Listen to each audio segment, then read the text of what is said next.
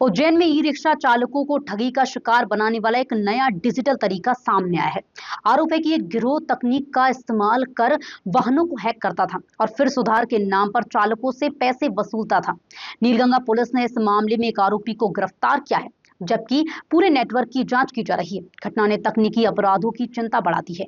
Police जांच में सामने आया है कि शहर में बढ़ते ई वाहनों का फायदा उठाकर कुछ लोग ई रिक्शा चालकों को निशाना बना रहे थे। ये आरोपी विशेष मोबाइल एप्लीकेशन के जरिए वाहनों को कथित तौर पर रिमोटली हैक कर देते थे। इसके बाद वे खुद को कंपनी का टेक्नीशियन बताकर मौके पर पहुंचते और खराबी ठीक करने के नाम पर चालकों से रकम वसूलते थे। कई मामलों में 200 से 300 रुपए तक की वसूली की बात सामने आई है। नीलगंगा थाना पुलिस और क्राइम ब्रांच की संयुक्त कार्रवाई में ग्राम नवली निवासी 18 वर्षीय रितेश भानुपा को गिरफ्तार किया गया है। उसके मोबाइल से कई संदिग्ध ऐप और डेटा मिला है। पुलिस अब उससे पूछताछ कर पूरे गिरोह का नेटवर्क खंगाल रही है।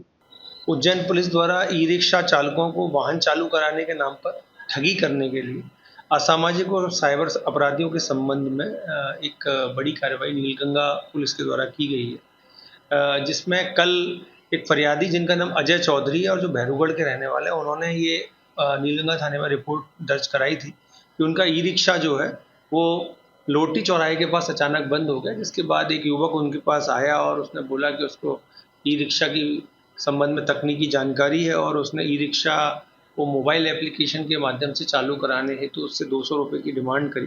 जिसके बाद फरियादी ने उसको उक्त राशि दी और उसके बाद उसने उसका ई रिक्शा चालू कर लिया। उसके बाद कंपनी के तकनीकी अधिकारी और ई रिक्शा चालक संघ के लोग वहाँ मौके पर पहुँचे और इसके बाद में फरियादी के द्वारा थाना नीलगंगा में रिपोर्ट करी गई, जिस पर आरोपी रितेश भानुशा, जो कि ग्राम नवली थाना भैरूगढ़ का रहने वाला है, इसको पुलिस के द्वारा विरक्षा में लिया गया और जांच के दौरान इसके मोबाइल पर एक ऐप भी पाया गया, जिसके माध्यम से ये लोग ई रिक्शा की बैटरी को डिसेबल करते थे और उसके बाद में चालू करने के नाम पर उससे शुल्क, ई रिक्शा चालकों से शुल्क वसूलते थे। तो इस आरोपी को के विरुद्ध थाना नीलगंगा में धारा 318(4) BNS और साथ में 65 IT एक्ट का अपराध पंजीबद्ध करके विवेचना में लिया। सर, ऐसी और भी कोई घटना आई क्या?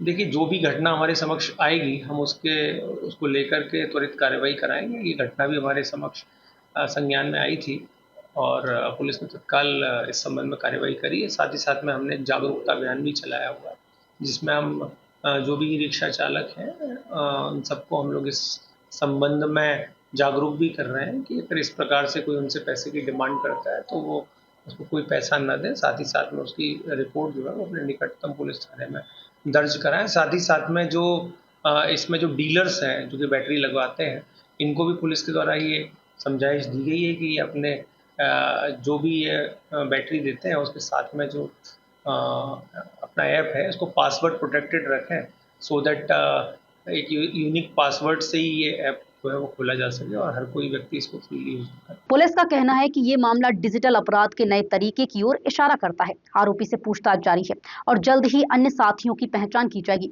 अधिकारियों ने लोगों से ऐसे फर्जी टेक्नीशियन से सावधान रहने की अपील की है।